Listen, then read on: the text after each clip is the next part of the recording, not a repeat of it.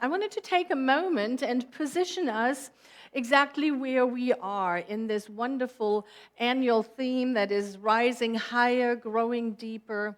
It is the Centers for Spiritual Living annual theme. So for the first time, we are actually traveling through the entire year with the close to 400 centers and teaching chapters all over the world.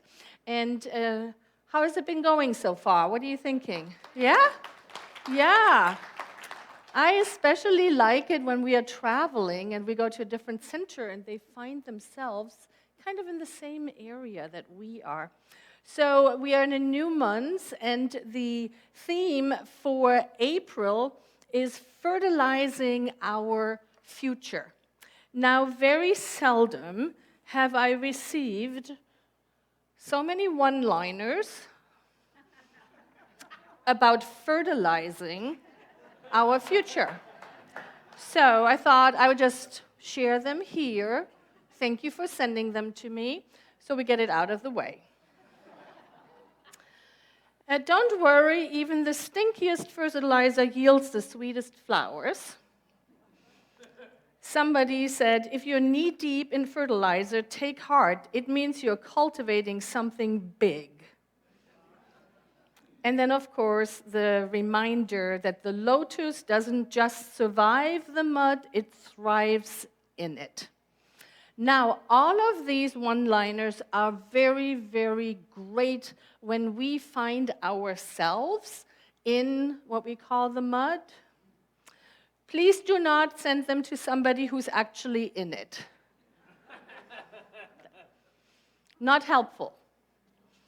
And they're very helpful to help ourselves, to remind ourselves how to work with all the things that are happening as we are traveling this spiritual journey. And then one individual, one loved one, sent me this meme. And it says, I think we have a slide for it.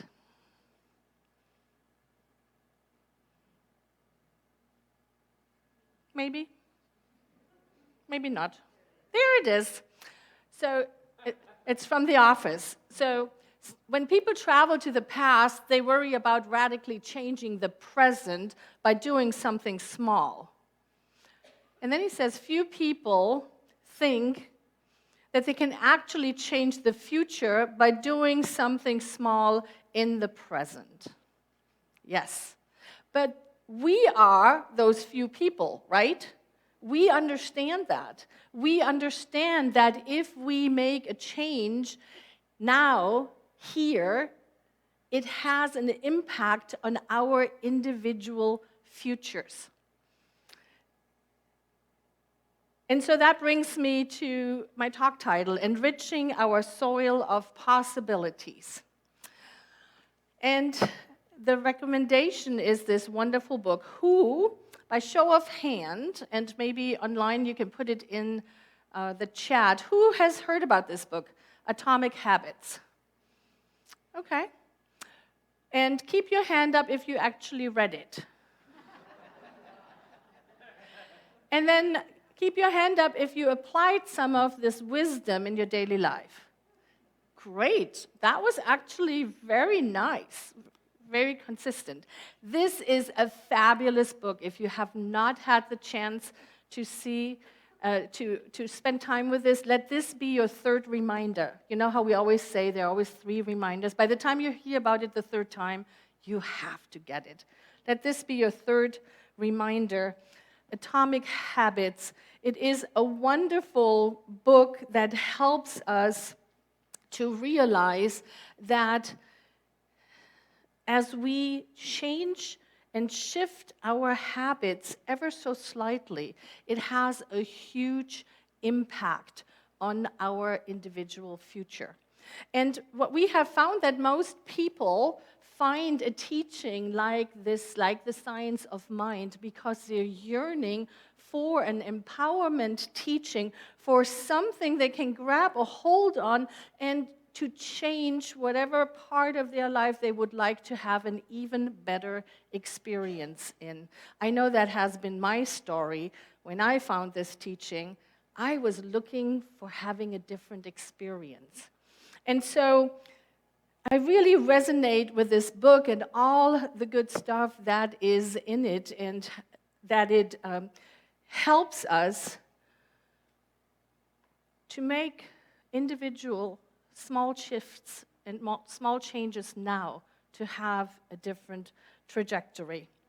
I came across a study that Dr. Arthur Brooks, he has conducted a study, and he found out that happy people focus every day on 4 things, on 4 items.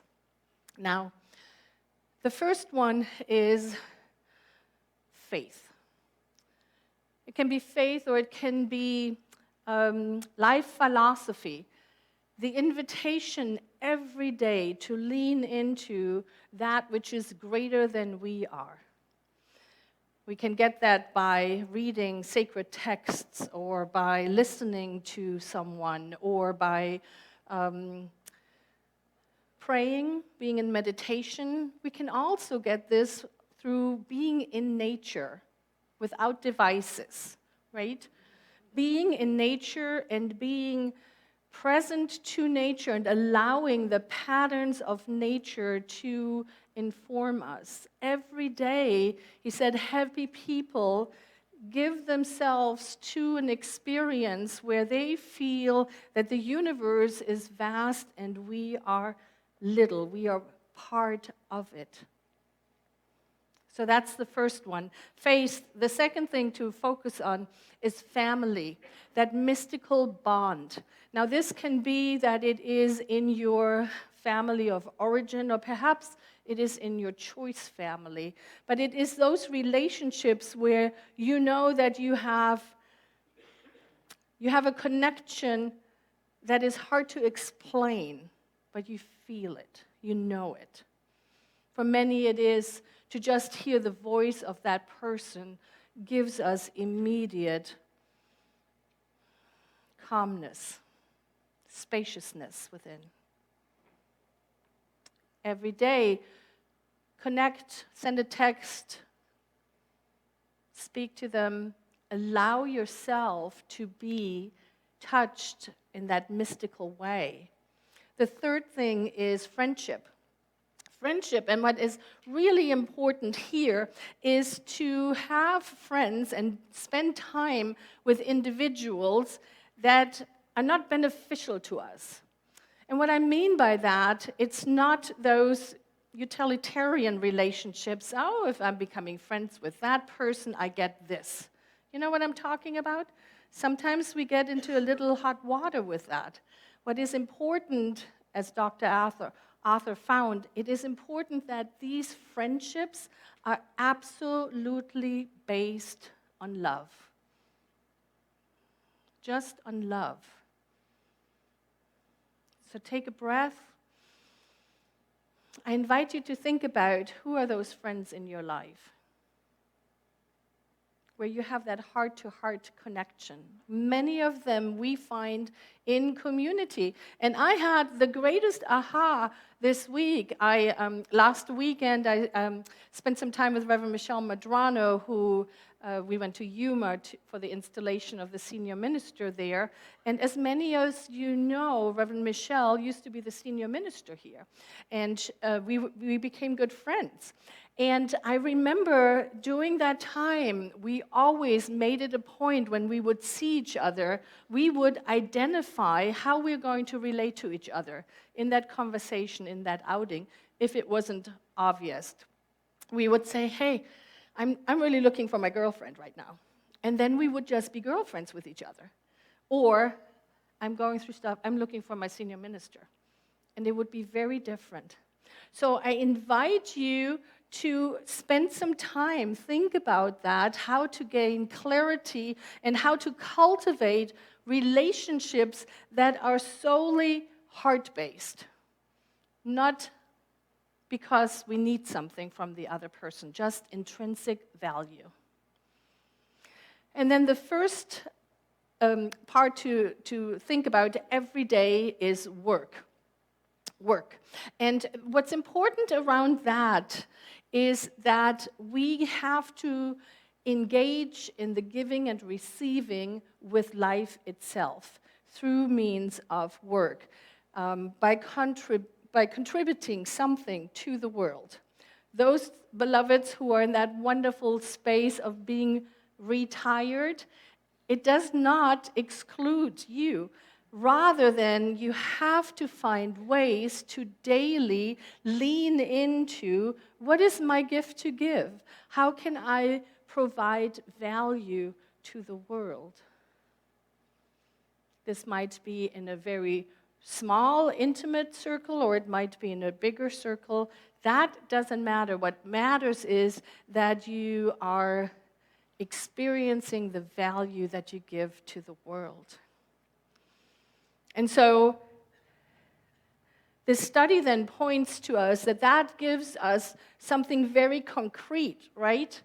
And I so love, we talk about here all the time about our daily substantial spiritual practice. And what I loved about this is how concrete it helps us to develop that, so that we, when we wake up in the morning, can really ask ourselves, have I done this yet? Have I leaned into that? Jane Houston has this wonderful quote that she talks about. There it is. She says, just as you would not neglect seeds that you have planted with hope, they will bear vegetables and fruits and flowers, so you must attend to nourish the garden of your becoming. You must nourish the garden of your becoming. And thinking about connecting with those 4 different areas of our lives can really help us to cultivate those seeds. Think about it as making it available for the seeds to create vegetables and flowers, to make sure that they are watered correctly or that they have enough sunshine, and protect them from the animals. It's the same in our inner garden. It is absolutely the same. And what can really help us with these are affirmations. Affirmations are these wonderful, powerful, short, precise statements that we can be with throughout the day as we travel in the car, as we talk to people even, that intentional setting within of an affirmation. And what I loved in this book is that James Clear talks about developing affirmations who are personality-based rather than result-based. And so how might that look? Instead of having an affirmation that says, I am so grateful to have that BMW now, or whatever your version of that is, to feel into who do I want to become in order to have freedom and abundance flow through me in that example. Do you feel the shift in there? It's a little bit of a shift. So I invite you to go ahead and feel into what is one of the affirmations that you are currently working with. And just have a look at that. Is that an affirmation that is really result-based, outcome-based? And if it is, I invite you to take it in and see what you could shift it to, that it becomes more based on how can I change, how can I become the person that I want to be. I'll pause for a minute. I'll pause for a minute.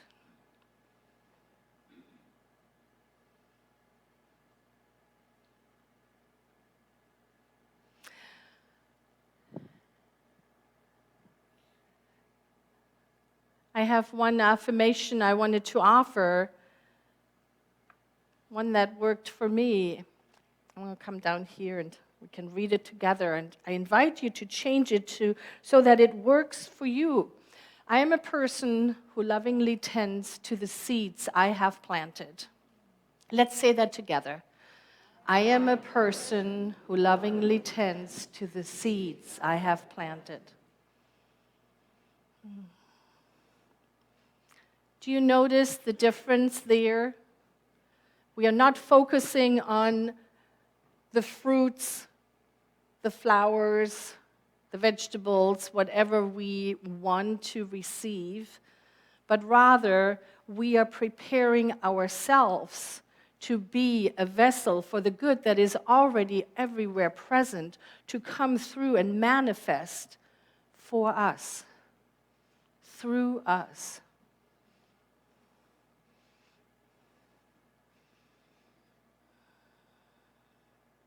How then might this look when we think about what it is that we want to bring forth in our lives? This is not saying that anything that we want to bring forth is bad or we can't use this spiritual power to manifest that what we want to manifest, but rather it points for us to be clear on how are we going to direct the goodness that is everywhere present and allow it to manifest through us.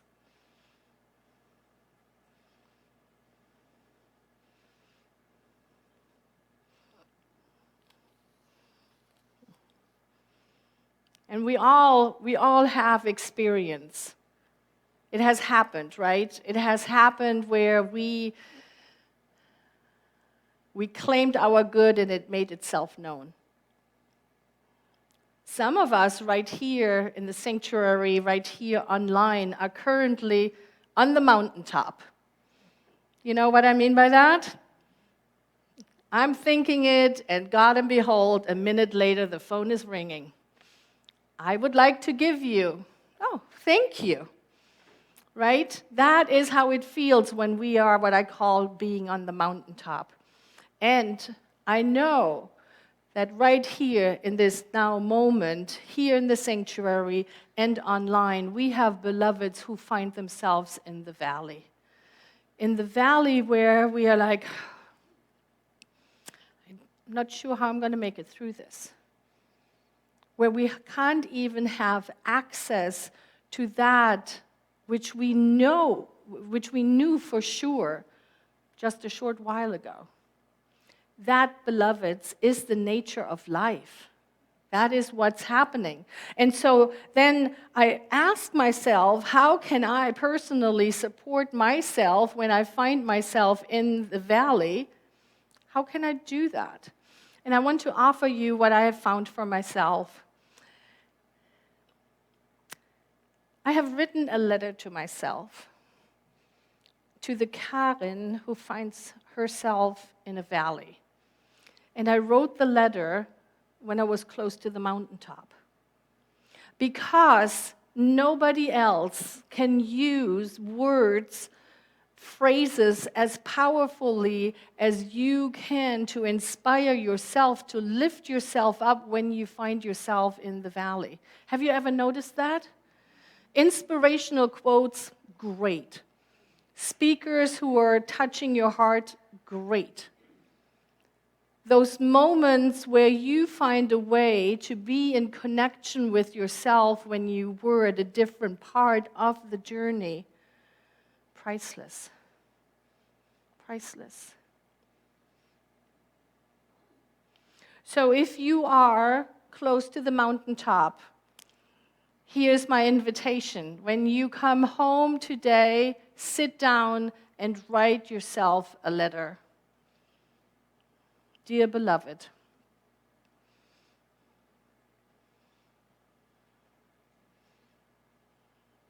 I recognize things are hard right now. You're probably dealing with, because we know what we're dealing with, right? We know that this journey keeps the peeling of the onion, it's always said and referred to. It seems to be the same kind of theme going through our entire life. The scenery changes, the people around it, the actors in the drama change. But pretty much it's the same. It's some old hidden belief that we still haven't quite healed. And that is what's happening. It's coming up for healing. And so who better than our sweet self to hold that beloved in the valley with compassion and love and kindness?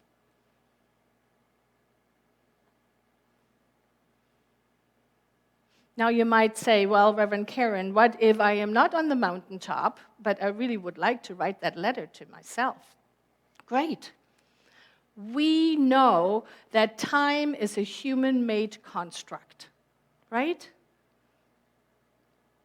And so at any time, we can go ahead and place ourselves into a moment where we were close to the mountaintop, where we knew that we are one with the divine, and that the allness of life is available to me.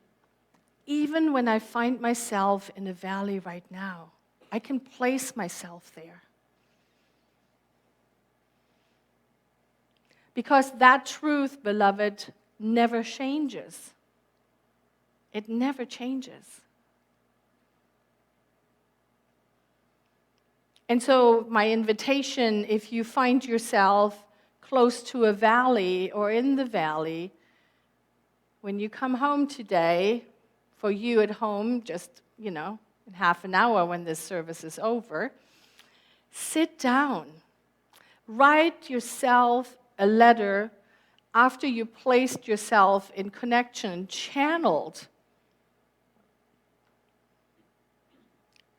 your own experience of being close to the mountaintop.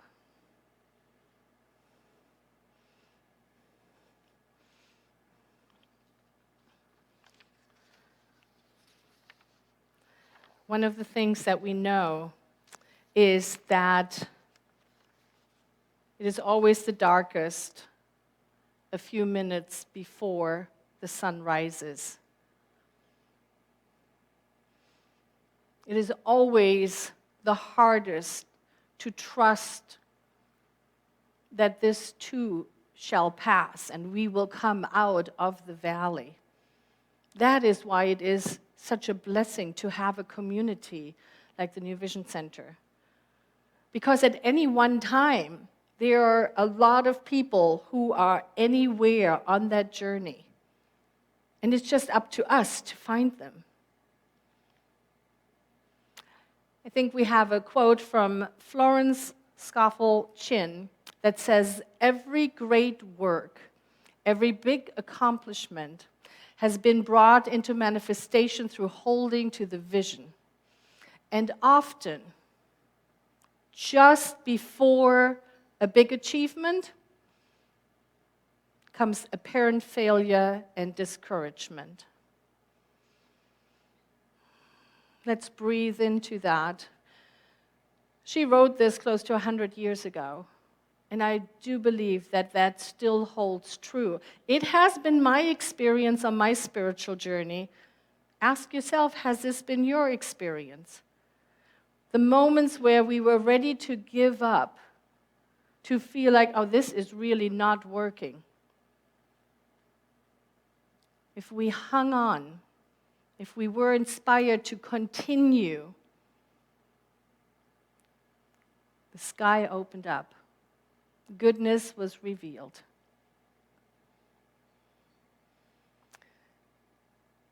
And so this is my invitation for this week. Invite all of us to take a look at our habits.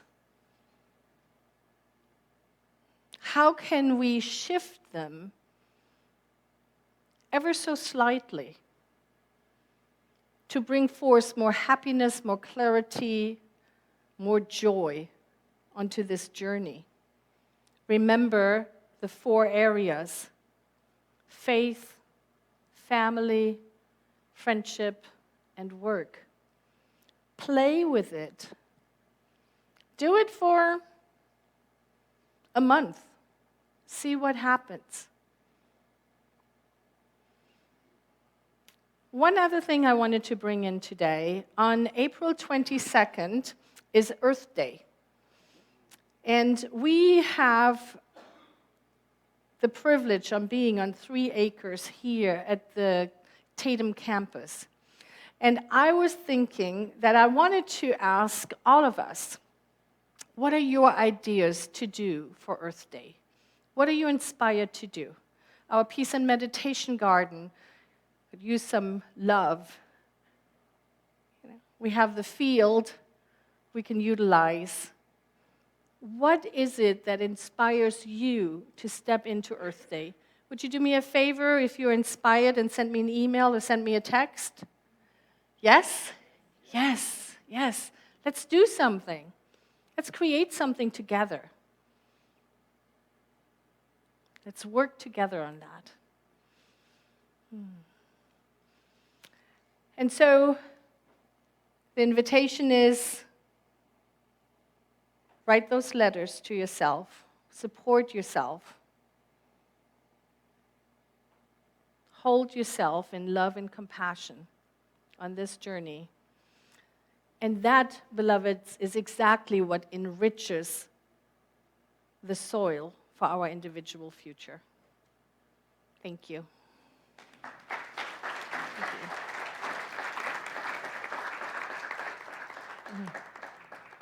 And now we are going to water that soil together. I invite all of the practitioners, ministers in service, the practitioner candidates, and truly anybody who feels called to take a stand, to feel that where we stand, God stands, where we stand, the divine stands, and we just take a moment and open our hearts and minds to the realization that there's only one. There's one power, one presence, one all-encompassing vibration. It is this vibration of love and peace, of harmony, of joy, of abundance.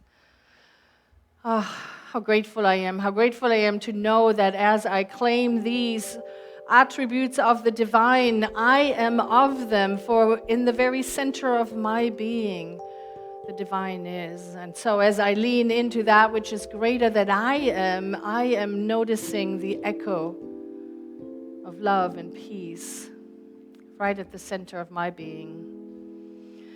And so it is from this place that I claim the highest and best, the unfoldment of the beautiful seeds that have been planted into this rich soil. I know that this is available and possible for each and every one of us, for everybody who has placed their prayer request into our ministry of prayer, for every request that is on our hearts, that's in our minds. And so we just take a moment and allow those prayer requests to rise up. We may say them silently or quietly to ourselves, speak them into this sacred space.